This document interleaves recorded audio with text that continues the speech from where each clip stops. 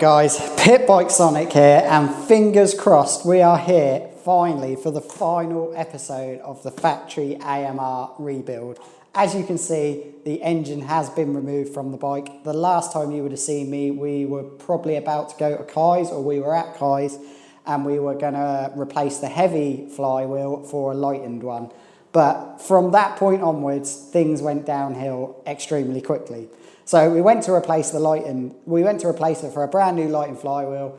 We undid the nut on the end of the crank to get the flywheel off, and yeah, the thread was buggered. Someone had taken it off before at some point, and as soon as we took the nut off, the thread was buggered.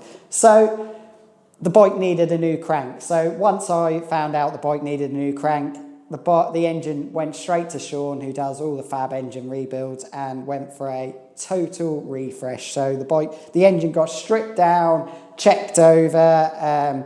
It needed a new gearbox because the common third gear cog was wearing really quickly. So it has got a brand new gearbox in it. Obviously, it's got a brand new crank in it. We completely checked the top end on it. That was all good though. Didn't need anything new there. But yeah, it was. It had been an absolute pain, this engine. So what I'll do is I did do a little video of Sean stripping down this engine, and I will put that in now for you guys to watch. Right, so as you saw in previous videos, we did do some bits, but yeah, every time we went to fix a problem, we found another one. So we've just come to Sean where he can just fix it. So I don't know if I put in the video, but the crank was knackered. The thread on the end where we changed the flywheel, that was knackered. We found quite a lot of play in the output shaft. Is that correct, Sean? Input shaft. Input shaft when we put the new clutch in as well, which probably means there was never a problem with the original clutch. There was probably something deeper that was the problem. So we're now going to look at that as well very quickly. Oh, is this even? Oh. Yeah, it's only loose here, so there is the state of the thread from when we took the heavy flywheel off and went to put the lightened one on. So obviously we're going to have to purchase a new crank now. So now we are here with the expert. This engine has been apart from new. We know that because Sean has pointed out to me it has got the thin head gasket in, which people do run at B&B at Fab just to up that power a little bit. So we have noticed that has been changed, and there's a few other things that Sean has noticed that it definitely has been apart from new. So let's go in deeper. So there you go, that is a thin head gasket. I haven't got a normal one to compare you to, but obviously it says what it does in the name. They're 1/2 mil thick. It's, yeah, 1/2 mil thick. So what are the benefits over a normal gasket? Just increasing compression, basically. Makes everything squash a little bit better. What's the condition of that like, Sean? Is that good? Not Does it look bad. new? It's not no, not at all, not new, but it's not been blown by too badly, so it's not. It's in pretty good condition for a piston, to be fair. And the inside the barrel is also not too, pretty average. What you'd kind of expect, to be honest. So I'm going to get away with just a new crank? I thought so, so far. I need to, yeah. And whatever's wrong with this gearbox. Right, the moment of truth. Let's see what is wrong with this gearbox. Let's go where you say you can't find anything logical. Probably not. The gear teeth are completely mashed, for a start, but that's not where the play's coming from. Is that third? That's third, yeah. So it's always third that does it because it's not got enough contact area. Just see the teeth. Come on, focus, you bastard. So yeah, probably going to need a whole new gearbox, isn't it? To be safe. Yeah, I wouldn't trust that gear. See, third gear, always wear in third. If you saw in my Rara video, they were pretty much, well, that was pretty much circular. Yeah, that's what happens next, basically. Weirdly, selector forks are not that bad at all. It's normally all worn in there, so the selectors are not that bad. But there you go. There's your problem. For those you can't see, I'm amazed this thing hasn't shat itself. The circlip somebody's had this apart and put it back together backwards. No, sorry, that's completely incorrect. They haven't, but the circlip is no longer in the groove. So that will be causing the play. Well, what I will suggest, I'll say right now, Jay, is you fucked it when you took it apart. Because there's we didn't go this deep. Doesn't matter. When you took the clutch off, however you did the clutch, that's what's done it. Because something must have jackhammered the circlip off. Because if that's over there, that wouldn't have, oh, maybe it would have done. I think you're just ridiculous. I think this thing was a time bomb, as in it's really lucky that it hasn't shit itself. But that's why it had so much free play, because fourth gear was over there. The bearing would have sat around about there. There was a big ass gap like that, because the fourth gear is supposed to be pushed back by... That's what's amazing. Someone's either done this or it's been absolutely... Because that should be in that groove there. It's good I didn't ride it. Yep. I knew but I'm going to need a new gearbox anyway, aren't I? Yeah, it needs a new gearbox, but I told you there was something wrong with it. So that circlip sits in between. Yeah, that circlip's supposed to be there like that, and then that's supposed to keep that away like that, and then obviously you have proper arrangement like that. And when you put bearing now, the bearing would sit like that, and this would only have a little bit of free play like that. But because the circlip had wandered down here, all this shaft was able to float almost the full distance. But the gearbox is fucked anyway. But I don't know, actually, it probably isn't. Oh, yeah, crankcases are okay though. That's the important bit from a cost point of view. Crankcases are all fine. It hasn't got the usual cracking around that face there. Hasn't got any cracking through the bottom of the barrel, which is another common one where they crack through here. I've had that before on that supermoto, don't I? Yeah. But other than that, so the crankcases are an absolutely fine neck.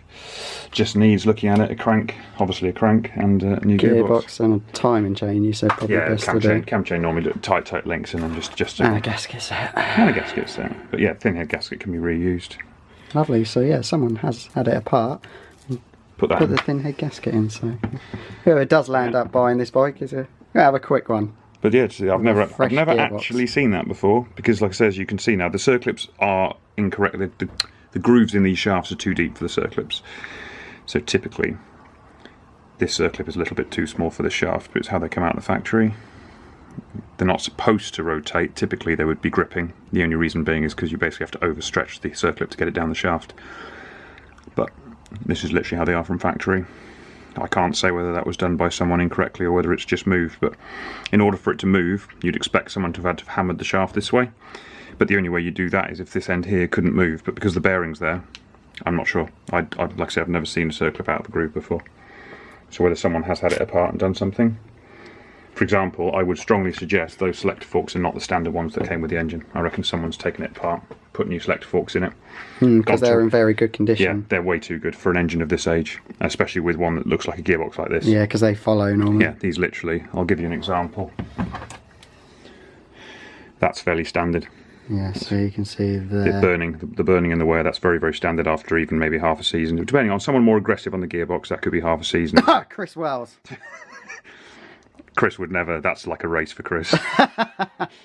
But yeah. Clutching down, never. with the wheel in the air. But yeah. So I'd say someone's probably had it apart, fitted new selector forks, put it back together again, and then ridden it, and then gone, oh, this isn't working very well, and just gone, fuck it, I'll flog it. Right, there you go, guys. This is the engine all apart now. I'm going to click my fingers now, and with the power of editing, the next scene you will see will be Sean handing me this engine all complete in my hands. 3, 2, 1. So yeah, as you saw in those little clips, we saw all the things that were wrong with it. Obviously the gearbox, you saw the end of the crank that was a mess as well. So it's got brand new gearbox in it, brand new crank, and it's had a complete going over as well. So this engine is tip top. We also found out as well that it had the metal head gasket in it as well. So it has got that little extra power that you need if you're running in Fab or B&B that really does help. So it's time, guys, to hopefully put this engine in and maybe get it even running tonight. And obviously, I'm sticking this bike up for sale. I need to recoup some of the money. I'll also be telling you in the video how much I've spent on this bike and how much it owes me as well. So, right, guys, let's get this engine back in the bike.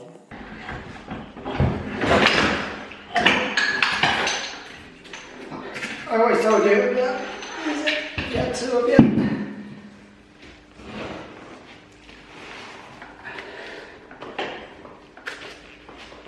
sure.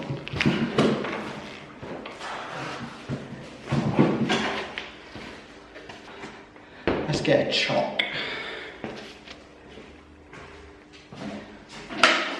Use the stand. Oh, yeah, something there.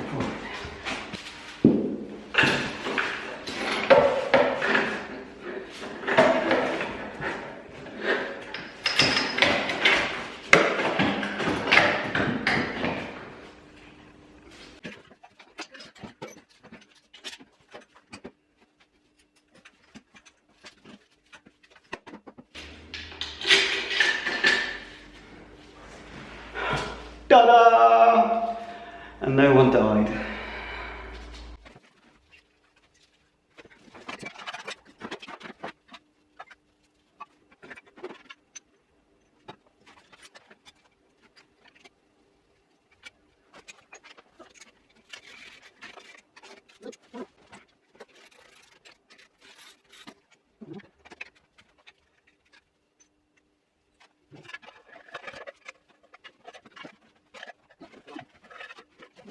Right, so that is the cash tray on, the clutch bracket connected, spark plug, HT lead on, what else? Rear brake connected, next up, exhaust.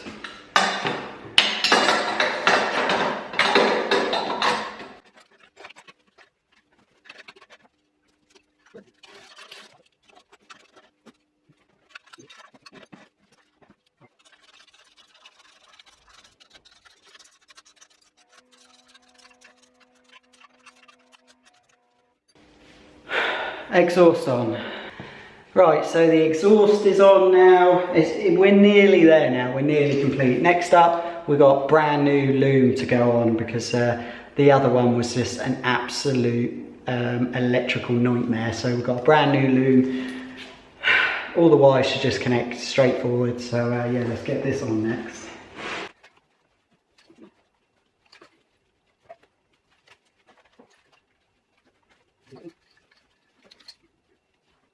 Kill switch plug is different, so we're going to have to get some connectors and connect them up together, but we'll save that for another day.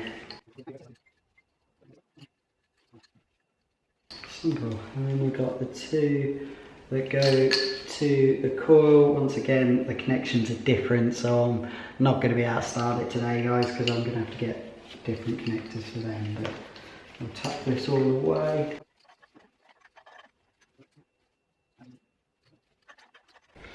I've just had to take off the side cover because I need to put the front sprocket on. So just to show you guys, there is the brand new lighting flywheel. If you can see, I'll go get the big one to compare it. So that is a lighting flywheel, and then that is your heavy one. So you can really see the size difference and why it is really crucial that you buy a lightened one, because these just snap cranks. So you can see the size difference, and obviously lightened flywheel this weighs a hell of a lot more as well, so it's not good for the engine obviously, and it will give you a bit of a speed advantage as well, because obviously with a lighted flywheel it's going to spin up quicker and you're going to get up to your top speed just that little bit quicker. So yeah, heavy one, lightened one, just so you can see the difference.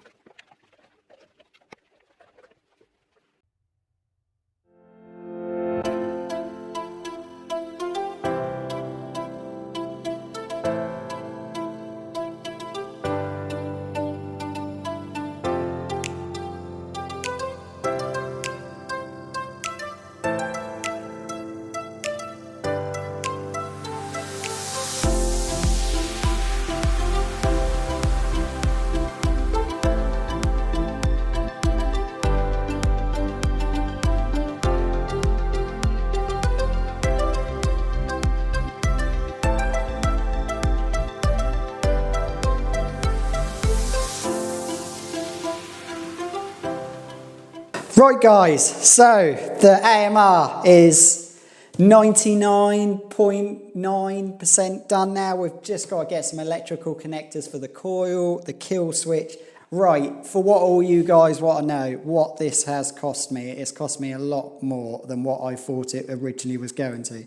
But let's get through this list. So, the bike cost me £600. I'll put this list up here. I'll put it up here, you guys be able to see it. The bike cost me £600. Fuel to go get the bike cost me £50. Rental handlebars, £50.50. Exhaust, £74. New gear lever, a tenner. Rubber manifold, £8. Fuel tank, £25. Fuel pipe, £5. New handguard bracket, £7. Clutch lever, £9. Flywheel, lightened flywheel, £45. A new wiring loom, only £4. Right, now we get on to the engine rebuild. The labour for Sean for doing that was £60. A new crank, £50. A new gearbox, £40.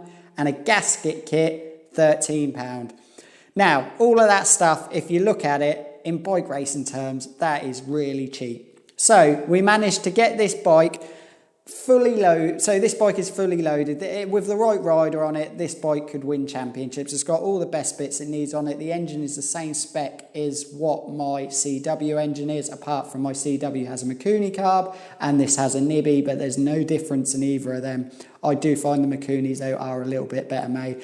And the total price for this bike to get it to where it is now has cost us £960.50. Right. I'm now going to take pictures of this bike to stick it up for sale. So, guys, if any of you are interested, before I get it on Facebook for sale and put it on all of the Pitbike Supermoto Facebook pages, if you are interested, comment underneath or give me a message on Instagram or Facebook if you're interested in buying this. It's a mega bike, and I've put a lot of time in it, a lot of effort in it, probably more than what I should have, but she is ready to go. She's got a decent set of scrub PMTs on it, chain sprockets, they're all like new or been very cleaned to like new. I've stripped down the carb, that's all been done. It's got fresh motor oil, semi 1040 synthetic oil in. I've been told the DM rear shock is pretty much brand new, and so are the forks from the previous owner as well, or from Dan Ma, who is the son of the owner of AMR. Brand new exhaust on it, all this sort of things. It is ready to go out on track, guys. So if any of you are interested, do get in contact on me on Facebook or Instagram before I get this up for sale. But she is all done. I will do a quick short video tomorrow once I've got those connectors put on of it running, and I'll do me taking it up and down our industrial estate that we have here at RC Coatings. I hope you've enjoyed this little journey that we've done on the AMR Pit Bike. It's been a lot harder than I thought, but I definitely won't be doing it again. Cheers guys for watching. If you haven't already subscribed, hit this button here, and to watch some more videos, hit this button here. Cheers guys for watching. See you again soon. Bye bye. 24 hours later. Woo!